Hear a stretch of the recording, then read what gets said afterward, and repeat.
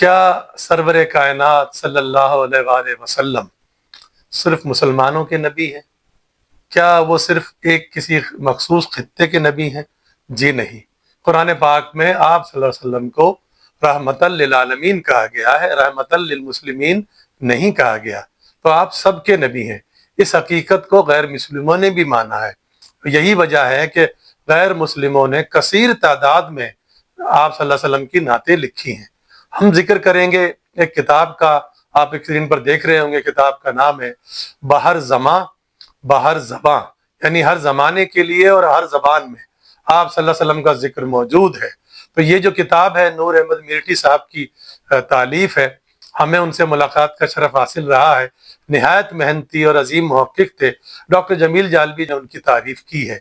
तो इसमें से इंशाअल्लाह रोज़ाना एक नात पेश की जाएगी और मुश्किल अल्फाज के मानों के साथ, जैसे कि हमारे चैनल पर होता है। और आपको नमूने के तौर पे इस वीडियो में भी हम बहुत ही मशहूर एक अदीब हैं, कुंवर मोहिंदर सिंह बेदी सहर, सहाफ़ी भी हैं, अदीब भी हैं, शायर भी हैं।